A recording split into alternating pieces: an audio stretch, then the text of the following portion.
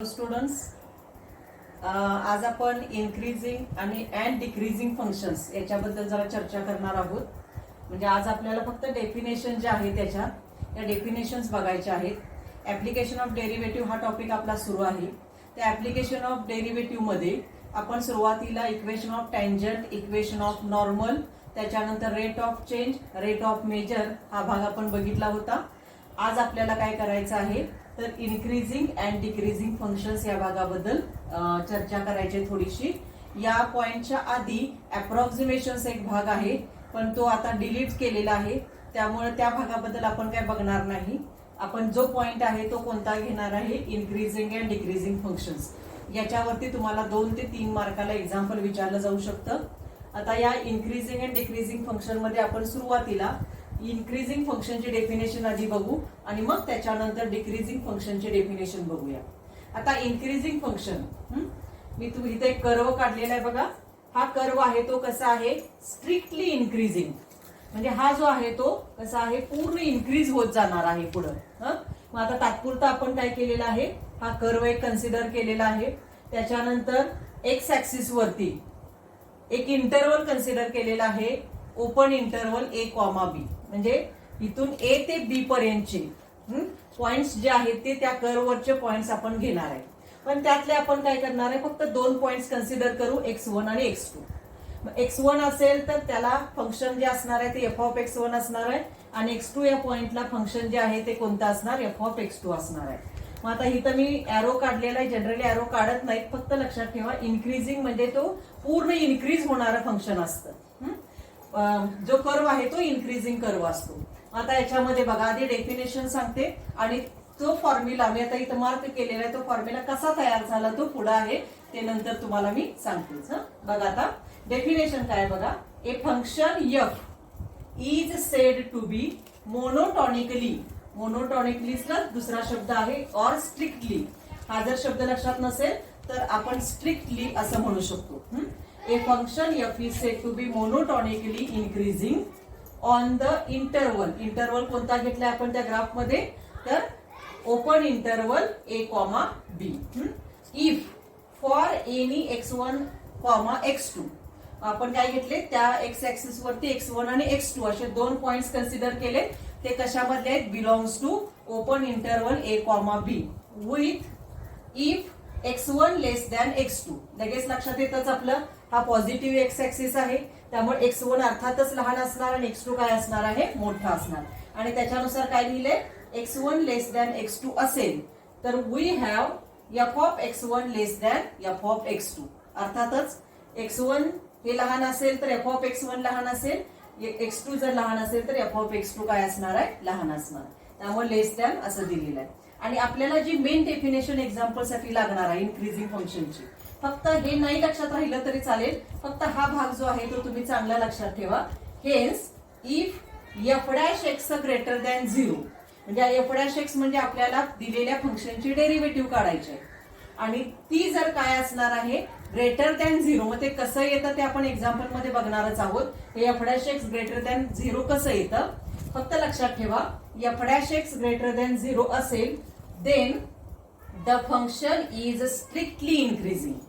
म्हणजे जर आपल्याला अशा पद्धतीचं जर इक्वेशन मिळालं f dash x greater than 0, त्यावेळेला आपण काय म्हणणार आहे, ते दिलेलं फंक्शन काय असणार आहे, इन्क्रीजिंग म्हणा किंवा स्ट्रिक्टली इन्क्रीजिंग असं म्हटलं तरी चालेल. आता याचा हे जे कसं तयार झालं, F dash x greater than 0 आपण का म्हणतो, डायरेक्ट घेण्यापेक्षा आपण ते काय करूया, त्याच्या प्रूफनं जाऊया. ते काय प्रूफ महत्वाचं नाही, महत्वाचं आहे आपल्याला फक्त एक्झाम्पल. इथं काय याच्यामध्ये थेरम नाही, काही नाही, फक्त एक्झाम्पल्स आपल्याला विचारले जाऊ शकतात. आता बघूया, consider y is equal to f of x. याच्यामध्ये बघा आता, consider y is equal to f of x is increasing function. आपण काय केलं, एक फंक्शन घेतलं y is equal to f of x in interval a comma b. Let h greater than 0. आपल्याला माहिती आहे h आपण जनरली वापरतोच, 11वी मध्ये पण वापरला होता, इथं सुद्धा आपल्याला वापरायचा आहे. मग h greater than 0 be the small increment in x. आपण काय केलं तर एक्स मध्ये एक इन्क्रीमेंट कन्सिडर करूया h. इथं x1 x2 म्हणण्यापेक्षा h म्हणूया.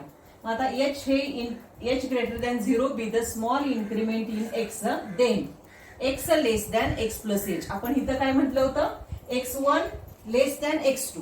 मग x1 म्हणजे काय कन्सिडर करू, x, आणि x2 म्हणजे काय असणार आहे, एक इन्क्रीमेंट, कारण x2 ऑलरेडी अर्थातच काय असणार आहे, मोठा असणार आहे. मग इथं दिलंय बघा, x less than x plus h. आपण जनरली काय म्हणतो इन्क्रीजिंग मध्ये, x1 लेस दॅन x2 आहे. मग x1 म्हणजे x, x2 म्हणजे x प्लस एच आहे. तिथं दिलंय बघा, x is equal to x1 घेऊया आणि x प्लस एच म्हणजे काय घेऊया, x2 घेऊया. मग हे घेतलं, मग x मोठा असेल तर एफ ऑफ एक्स काय असणार आहे, इथं x असेल तर इथं एफ ऑफ एक्स असणार, इथं x प्लस एच असेल तर त्याला काय आपण देऊया, F of x plus H देऊया. मग आता हेच फक्त मी उलट लिहिले, हे F of x less than f of x plus H आहे, ते F of x plus H इकडे घेतलं आणि एफ ऑफ एक्स तिकडे घेतलं. अर्थातच काय होणार आहे, लेस दॅनचं काय होणार, इकडे आलं की हे इकडे आलं की ते मोठंच असणार आहे. त्यामुळं लेस दॅनचं कन्व्हर्शन आपण कशामध्ये करून घेतलं, ग्रेटर दॅन मध्ये करून घेतलं, कारण आपल्याला डेफिनेशन मध्ये ग्रेटर दॅन 0 पाहिजे. मग आता हे फक्त इकडे आदला बदल केलेले, त्यानुसार चिन्हामध्ये सुद्धा बदल झाले. मग हे एफ ऑफ एक्स काय करूया, इकडे आणूया. आपल्याला माहिती आहे इज इक्वल टू मध्ये साईन असेल तर एफ ऑफ एक्स इकडे येताना काय होतं, निगेटिव्ह होतं. पॉझिटिव्ह असेल तर निगेटिव्ह होणार. मग त्यानुसार काय येणार, f of x plus H minus F of x greater than 0 आलं. मग आपण काय करूया, एच हा काय स्मॉल इन्क्रीमेंट आहे आणि तो कसा आहे, ग्रेटर दॅन 0 आहे, त्यामुळे आपण त्यांना डिवाइड करू शकतो. मग ह्या वरच्या इक्वेशनला आपण कशानं डिवाइड केलं, एच ने डिवाइड केलं. म्हणजे दोन्ही बाजूला करणार आहे. 0 अपॉन एच काय, मी तिकडचं काहीच लिहिलं नाही, 0 अपॉन एच काय येतं, 0च येतं. त्यामुळे फक्त इथंच एच तुम्हाला दिसणार आहे. आता दोन्ही बाजूंचं लिमिट घेणार. कॉन्स्टंटचं लिमिट काय येतं, कॉन्स्टंट येतं, त्यामुळे 0चं लिमिट काय येणार, 0च येणार. म्हणजे फक्त लिमिट कशाला जोडलं जाणार, याला जोडलं जाणार, इकडच्या टर्मला. आणि हे लिमिट म्हणजेच काय, हे तुम्हाला माहिती आहे फर्स्ट प्रिन्सिपल आहे किंवा डेरिव्हेटिव्हची डेफिनेशन आहे. यालाच आपण काय म्हणतो, एफ डॅश एक्स म्हणतो. मग एफ डॅश एक्स काय झालं, greater than or equal to 0 आहे. मग आता इथं काय झालेलं आहे, ग्रेटर दॅन 0 तर आपण इथं लिहिलेलं आहे, पण आलंय काय तिथं, इज इक्वल टू पण आलेलं आहे. मग इज इक्वल टू जर समजा f dash x is equal to 0 असेल तर तो कर्व असतो, तो कसा असतो, म्हणजे समजा आपण एखादी टँजंट काढली, तो कर्व आहे तो कसा असतो, एक्स ऍक्सिसला पॅरलल येतो. F dash x is equal to 0 असेल तर तो कर्व काय येतो, त्या एक्स ऍक्सिसला पॅरलल येतो. आणि पॅरलल आला की अर्थातच आपण सांगू शकत नाही तो इन्क्रीजिंग आहे का डिक्रीजिंग आहे. त्यामुळे हे इज इक्वल टू 0 काय केलं जातं, तिथलं काढून टाकलं जातं. हे इज इक्वल टू 0 का लिहिलेलं आहे, दोन्ही बाजूंचं लिमिट हे दोन्ही काही येऊ शकतात, इक्वल पण येऊ शकतात, म्हणून ग्रेटर दॅनला पुढे काय जोडलेलं आहे, इज इक्वल टू पण जोडलेलं आहे. कारण लिमिट हे 0 येऊ शकतं म्हणून इज इक्वल टू 0 जोडलेलं आहे. मग फक्त लक्षात ठेवा, हे इक्वल टू का आपण हे करत नाही, तर f dash x is equal to 0 असेल तर तो कर्व काय असतो, कशाला पॅरलल असतो, तर एक्स ऍक्सिसला पॅरलल असतो. आणि एक्स ऍक्सिसला पॅरलल आला की ते दोन्ही कर्व काय असणार आहेत आणि तो ऍक्सिस दोन्ही इक्वल दिसणार आहेत. आणि आपण ते फंक्शन काय सांगू शकत नाही, इन्क्रीजिंग आहे का डिक्रीजिंग आहे हे आपल्याला ओळखता येणार नाही. म्हणून आपण डेफिनेशन मध्ये फक्त काय घेणार आहे, F dash x greater than 0 असेल तरच ते फंक्शन काय असतं, स्ट्रिक्टली इन्क्रीजिंग असतं किंवा प्युअरली इन्क्रीजिंग म्हणू शकता किंवा मोनोटॉनिकली इन्क्रीजिंग म्हणू शकता. हे वेगळे शब्द नाही, तेच आहे. त्यामुळे ही डेफिनेशन तुमच्या लक्षात येते का बघा, इन्क्रीजिंग फंक्शन. आता आपण काय करूया, डिक्रीजिंग फंक्शनची डेफिनेशन बघूया. डिक्रीजिंग फंक्शन, आता डिक्रीजिंग फंक्शनच्या डेफिनेशन मध्ये जो कर्व आहे तो कसा असणार आहे, स्ट्रिक्टली डिक्रीजिंग. तो काय होत जाणार आहे, कमी कमी कमी कमी होत जाणार आहे, म्हणजे डिक्रीज होत जाणार आहे. मग आता याच्यामध्ये काय घेतलं, परत हा इंटरवल घेतला आपण, ओपन इंटरवल a, b. त्यामध्ये x1 x2 असे घेतले की हा x1 आहे तो कसा असणार आहे, मोठा असणार आहे, आणि x2 काय येणार आहे, तो लहान येणार आहे. म्हणजे हा जो आहे तो x1 आता उलट असणार आहे. इन्क्रीजिंग मध्ये काय असणार, x1 लहान येणार, x2 मोठा येणार. डिक्रीजिंग मध्ये कसं होतं, x1 मोठा येणार आहे आणि x2 काय असणार आहे, अर्थातच तो लहान लहान होत जाणार आहे. मग आता आपण काय करूया, हे जे आहे डायग्राम त्याच पद्धतीने येणार आहे. एफ ऑफ x1 इथे एफ ऑफ x2. आता याच्यामध्ये कसं आहे बघा, डेफिनेशन आधी सांगते. A function f is said to be monotonically और strictly decreasing on the interval, म्हणजे open interval a, b if for any x1, x2 belongs to open interval a, b. हे तर ठरलेलंच आहे आधीच्याच डेफिनेशन प्रमाणे. With if x1 greater than x2, मग अशी कसं होतं, x1 लेस दॅन x2 होतं, आता कसं असणार, x1 greater than x2. We have f of x1 greater than f of x2. मग हे डेफिनेशन नुसार झालं. म्हणजेच आपल्याला महत्वाचं काय लक्षात ठेवायचं आहे, तर हेच if f dash x less than 0 असेल then the function is strictly decreasing.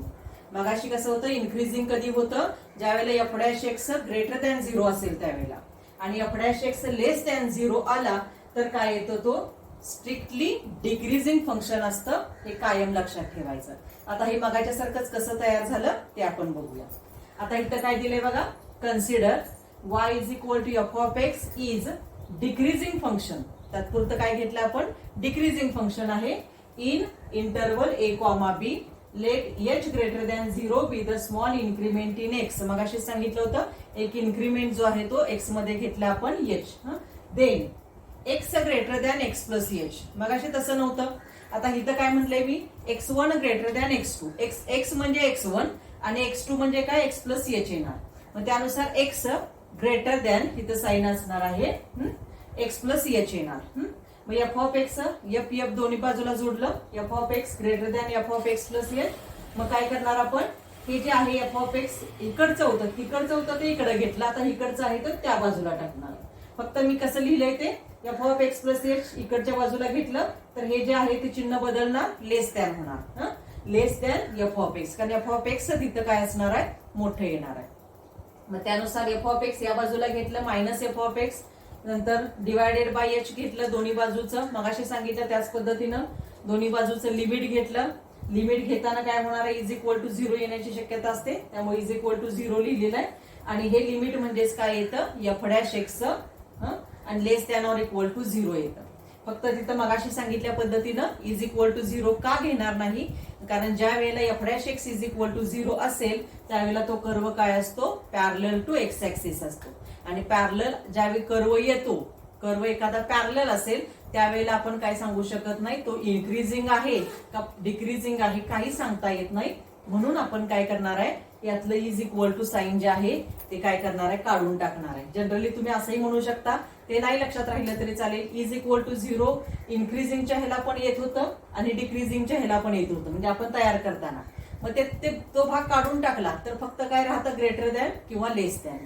फक्त कायम लक्षात ठेवायचं, if f dash x greater than 0 असेल त्यावेळेला ते फंक्शन काय असतं, स्ट्रिक्टली इन्क्रीजिंग असतं. आणि ज्या वेळेला f dash x less than 0 असतं त्यावेळेला काय असतं, ते फंक्शन काय असतं, स्ट्रिक्टली डिक्रीजिंग फंक्शन असतं. त्यामुळे ह्या दोन डेफिनेशन ज्या आहेत त्या नीट समजून घ्या. आणि आपण काय करूया, याच्यावरची आता आजच्या ह्याच्यामध्ये 1-2 एक्झाम्पल सुरुवात करू. आता क्वेश्चन बघा, पहिले एक्झाम्पल आपण याच्यामधलं घेऊया, इन्क्रीजिंग आणि डिक्रीजिंग फंक्शन. आता पहिले काय क्वेश्चन देतात बघा तुम्हाला, test whether the following functions are increasing. म्हणजे एखादंच फंक्शन दिलेलं असतं, पण आपण काय करणार आहे, आज 2 पुढच्या ह्याला 2 अशा पद्धतीने एक्झाम्पल वाढवत जाणार आहे. काय म्हटलेलं आहे बघा, फंक्शन हे इन्क्रीजिंग आहे का डिक्रीजिंग आहे हे आपल्याला आता ओळखायचं आहे. आता पहिलं फंक्शन घेतलंय, एक आहे तो काय आहे, पॉलिनॉमियल आहे.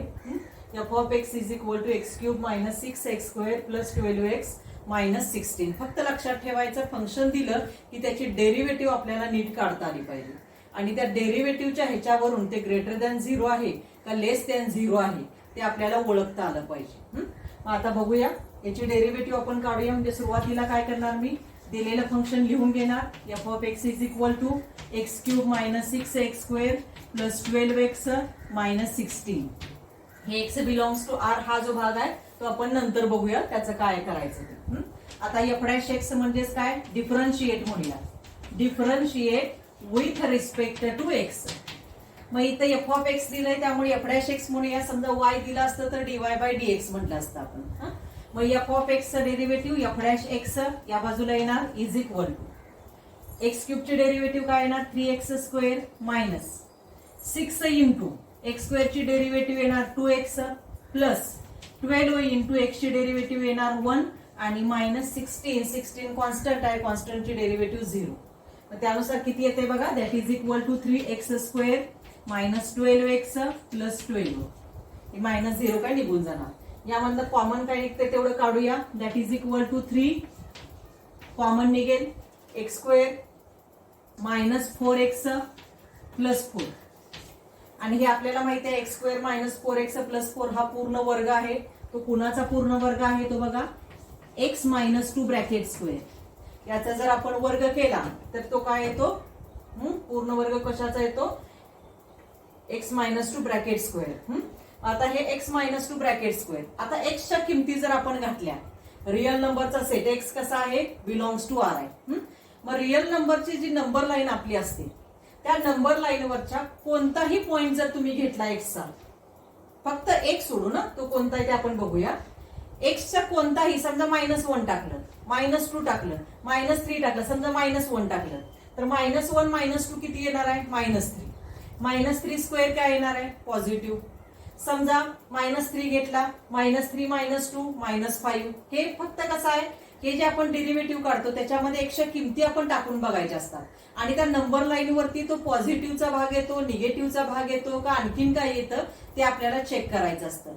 त्यामुळे लक्षात ठेवा एक्सची कोणतीही तुम्ही नंबर लाईन आपण कन्सिडर केली तर त्या नंबर लाईन वरती आता इथं x -2 समजा आपण हे 3 × x -2 bracket square is equal to 0 घेतलं तर 101च किंमत मिळणार आहे आपल्याला. ती किंमत आपण आधी काढूया. मग त्यानुसार काय येणार हे 3 त्या बाजूलाच गेलं तर काय येणार x -2 bracket square is equal to 0 आलं. म्हणजेच आपण स्क्वेअर रूट काढूया x -2 इज इक्वल टू 0 आलं x इज इक्वल टू 2 आलं. ठीक आहे. मग x इज इक्वल टू 2 हा पॉइंट त्या नंबर लाईन वरती असणार आहे. तो पॉइंट मी तात्पुरता घेतलेला इथं समजा इथं 2 आहे.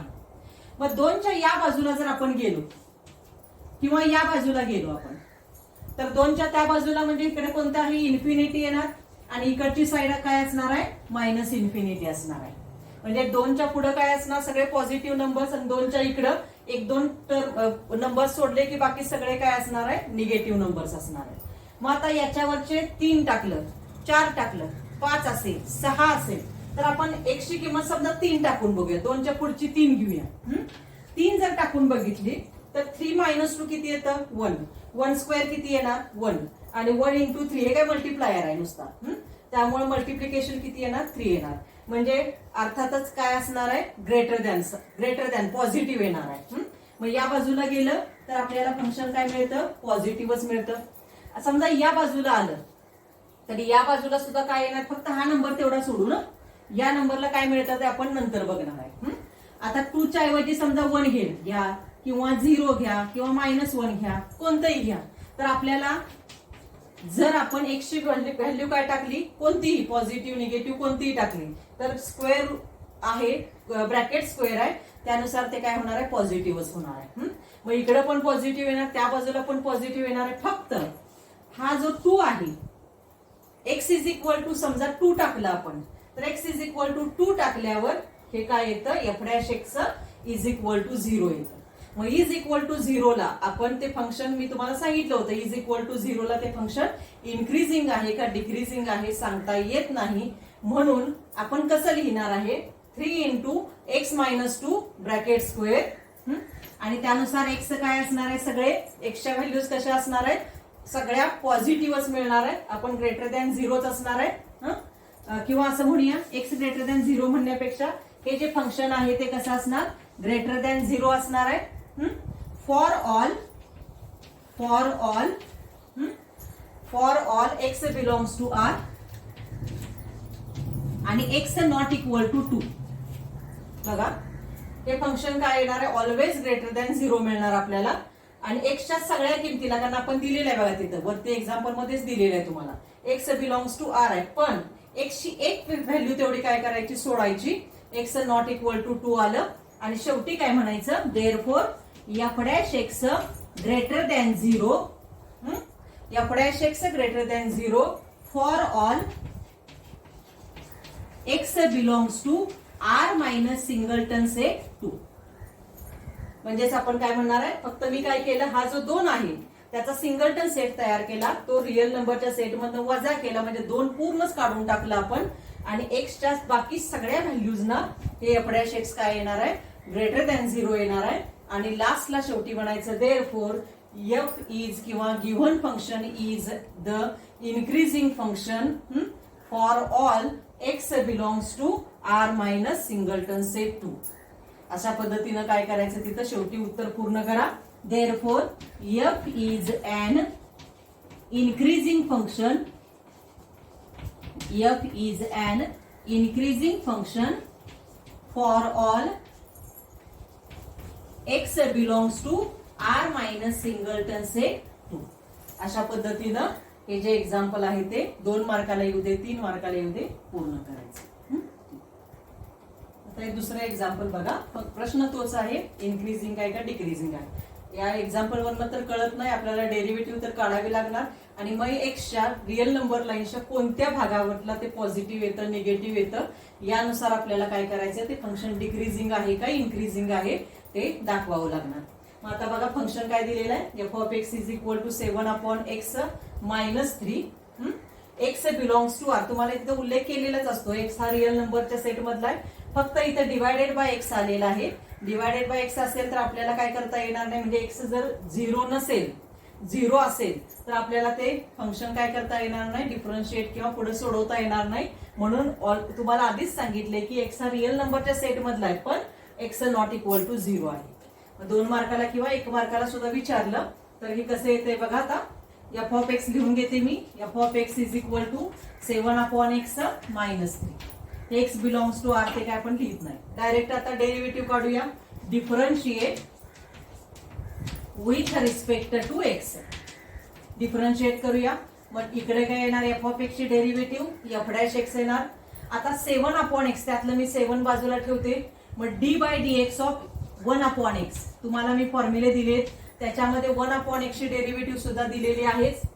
आणि परत d by d x of 3. काय आपल्याला माहितच आहे 3 ची डेरिव्हेटिव्ह काय असेल, फक्त 1/x साठी मी लिहिलेलं आहे. मग दॅट इज इक्वल टू 7 आणि 1/x ची डेरिव्हेटिव्ह येते मायनस 1/x². तुम्ही एक्स रेस टू यांच्या फॉर्म्युल्यानं पण काढू शकता. म्हणजेच कसं येतं, 1/x आहे त्याची डेरिव्हेटिव्ह आपल्याला काढायची. तर हे कसं लिहिणार, एक्स रेस टू मायनस 1, कारण खाली कसं असणार, एक्स रेस टू 1 येणार. तिथं काय येणार, वरती गेल्यावर तो एक्स रेस टू मायनस 1. मग एक्स रेस टू एनच्या फॉर्म्युल्यानं -1 इंटू एक्स रेस टू -1 -1, कारण फॉर्म्युला आहे बघा, d by d x of x raise to n is equal to n into x raise to n-1, n belongs to R. मग त्यानुसार काय येतं इथं, एन हा बिलॉंग्स टू आर येते.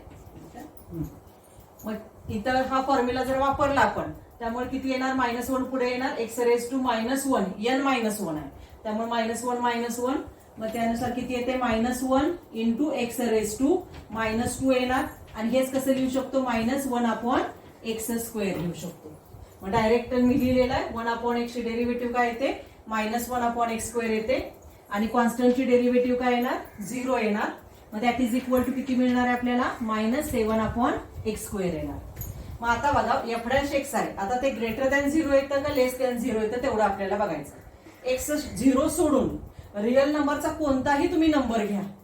समजा रिअल नंबरची जी लाईन आहे त्याच्यावरती एक्स इज इक्वल टू 0 तेवढा सोडायचा. मी तात्पुरतं 0 इथं लिहिलेलं आहे, तात्पुरतं आपण इथं 0 लिहिलेला आहे, 0 सोडून म्हटलेला आहे.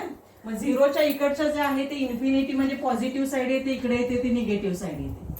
मग 0 इकडे टाकलं, समजा इकडचा 1 घ्या किंवा 2 घेऊया आपण पॉझिटिव्ह साईडचा. 2 जर इथं घातला तर किती येणार, 2² किती येणार, 4. मग -7/4 येणार. इथं जरी पॉझिटिव्ह खाली आला पण ह्या मायनस साईन मुळे काय होतं, ते निगेटिव्हच होत जाणार आहे. मग एकशी कोणतीही व्हॅल्यू तुम्ही घ्या, समजा इकडची तुम्ही -1 घेतली किंवा -2 घेऊया. -2 जर घेतली, -2² किती येणार, 4 येणार.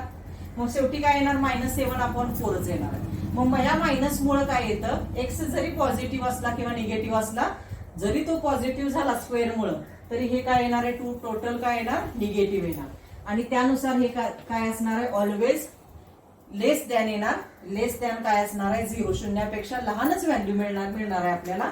एफ डॅश एक्स काय येतं, less than 0. Therefore f dash x, आणि इथं म्हणूया आपण नुसतं x belongs to R, x not equal to 0. इथं काय कुठला आपल्याला डिलीट करण्याची गरजच नाही, कारण इथं म्हटलेलंच आहे एक्स नॉट इक्वल टू 0. कुठलाही नंबर आपल्याला काय करायचं नाही, रिअल नंबर लाईन वरचा डिलीट करायचा नाही except 0.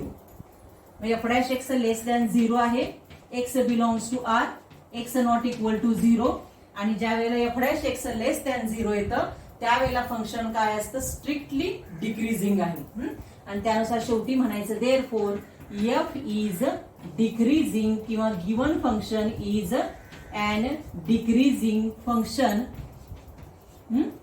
For all x belongs to R, x not equal to 0.